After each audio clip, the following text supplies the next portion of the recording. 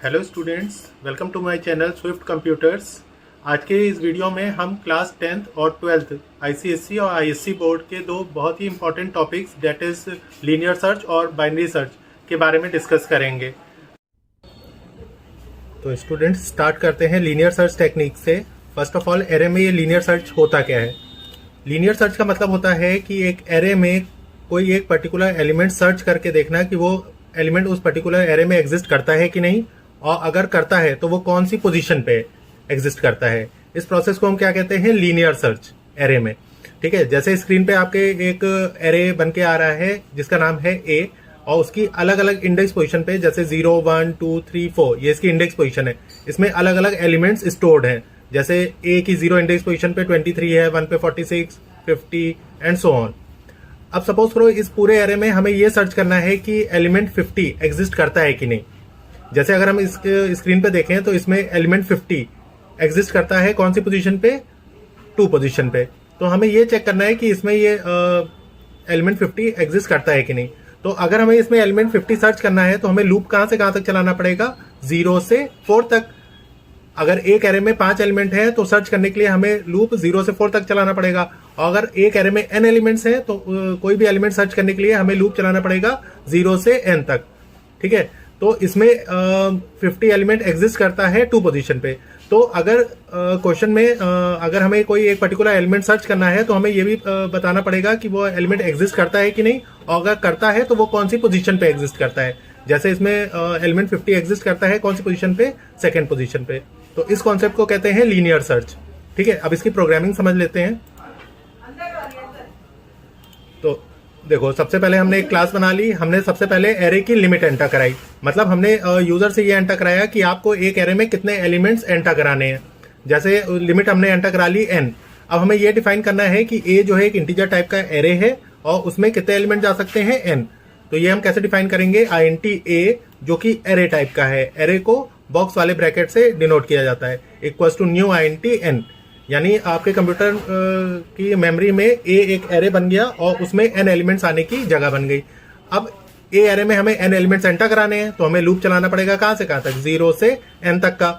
फिर लूप के अंदर हमने एंटर कराया enter element of the array, और पहला एलिमेंट ए के 0 में, फिर ए के 1 में, ए के 2 में, ए के 3 में, ए के 4 में, इस तरह से एलिमेंट्स एंटर हो गए। जब एलिमेंट्स एंटर हो गए, अब हमने यूजर से एंटर कराया कि आपको इस एरे में कौन सा एलिमेंट सर्च करना है।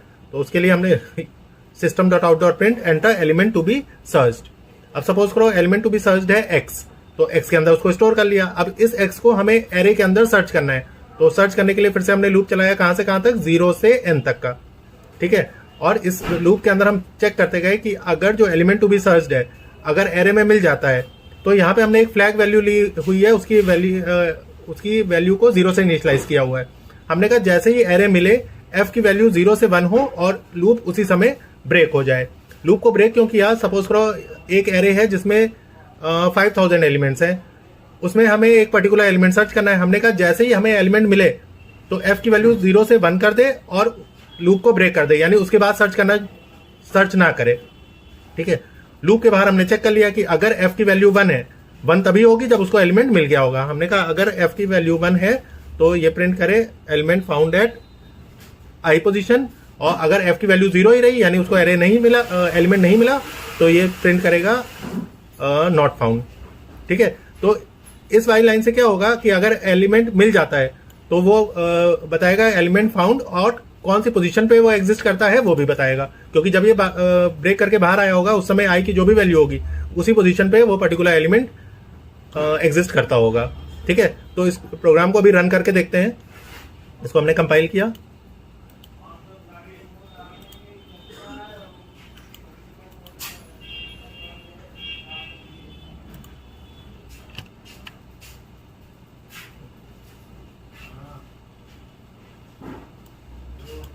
इसको कंपाइल किया, नो सिंटैक्स एरर, यानी प्रोग्राम बिल्कुल सही है। इसको क्लोज करते हैं, इसको रन करके देखते हैं।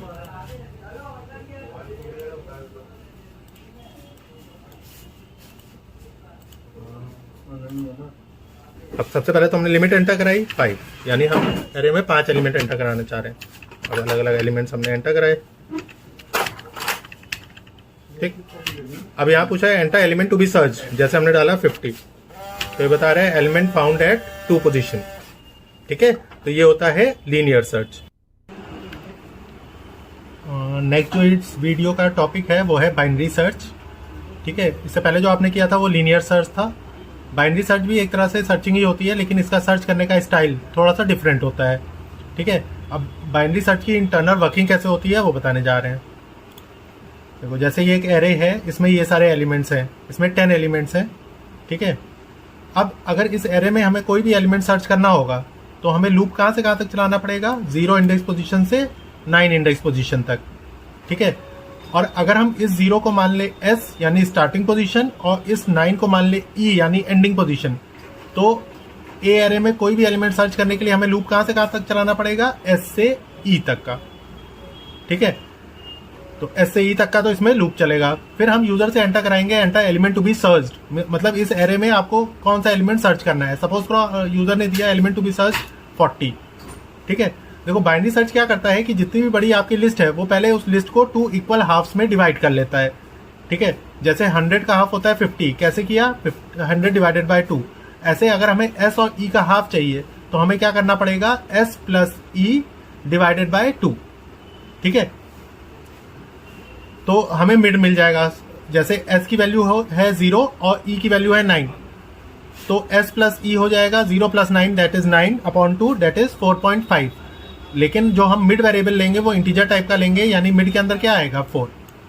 ठीक है, तो बाइनरी सर्च क्या करता है कि ये चेक करेगा कि अगर जो एलिमेंट टू बी सर्च्ड है वो एलिमेंट एट मिड पोजीशन से अगर वो बड़ा है ना, तो हमें क्या करना पड़ेगा, तो सेकेंड हाफ में सर्च करना पड़ेगा। यानी हम सर्च कहां से कहां तक करेंगे, फिर 5 से 9 तक।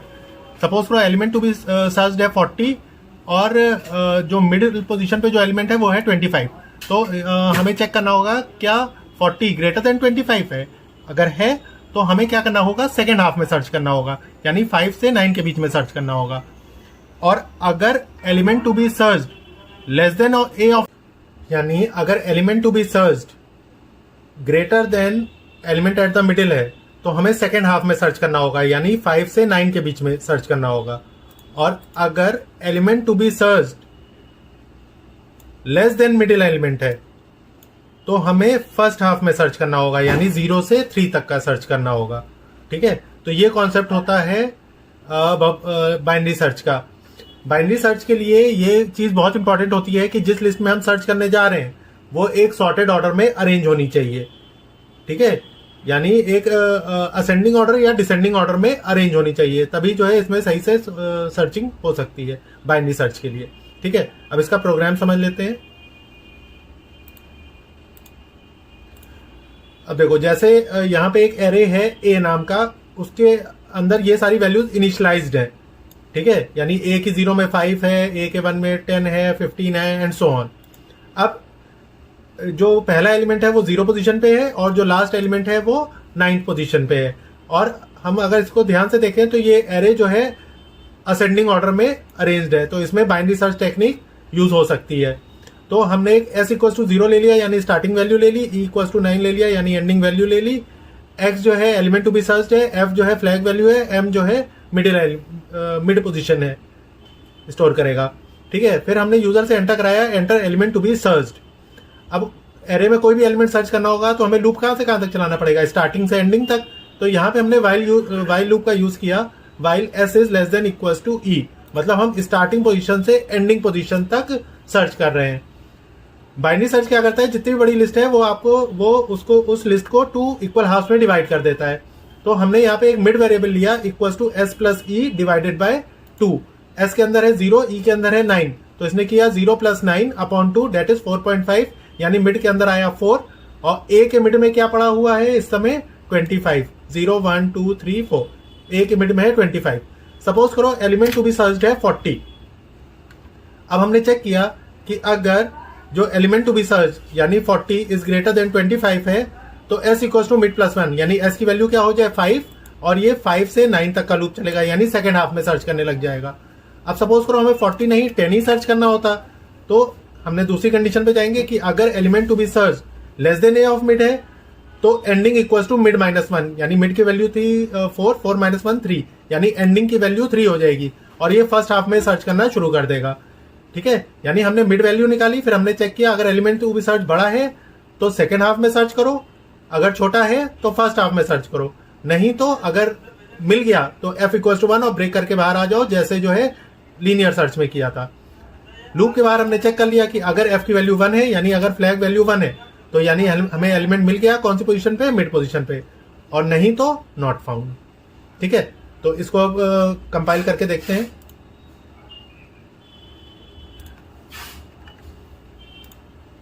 ठीक है, नो सिंटेक्स एरर, यानी प्रोग्राम सही है, इसको हमने क्लोज किया। अब इसको रन करते हैं। ये पूछा है enter element to be searched, हमने डाला 40, तो ये बता रहा है element found at 7th position. तो ये आपका है लीनियर सर्च। ठीक है, और बाइनरी सर्च और लीनियर सर्च दोनों ही बहुत इंपॉर्टेंट टॉपिक है बोर्ड पॉइंट ऑफ व्यू से। ठीक है, इसमें अब ये बाइनरी सर्च और लीनियर सर्च में कभी कभी डिफरेंस भी आ जाता है, तो ये भी आपको पता होना चाहिए। जो लीनियर सर्च है उसमें जो एलिमेंट्स होते हैं वो रैंडम ऑर्डर में हो सकते हैं, वेयर एज जो बाइनरी सर्च है उसमें जो एलिमेंट है वो हमेशा सॉर्टेड ऑर्डर में अरेंज होने चाहिए, तभी उसमें सर्चिंग हो सकती है। लीनियर सर्च का प्रोग्राम जो है सिंपल होता है और स्ट्रेट फॉरवर्ड होता है, वेयर एज बाइनरी सर्च थोड़ा सा कॉम्प्लेक्स होता है। लीनियर सर्च में एक्सेसिंग यानी जो सर्चिंग होती है वो स्लो होती है as compare to binary search. Linear search less efficient मानी जाती है as compare to binary search. ठीक है, तो ये होता है डिफरेंस बिटवीन लीनियर सर्च और बाइनरी सर्च। तो ये आपका कंप्लीट वीडियो है जो लीनियर सर्च और बाइनरी सर्च को कवर अप करता है। होप ये वीडियो आपको पसंद आया होगा। अगर पसंद आया हो तो हमारे चैनल को लाइक करिए, सब्सक्राइब करिए।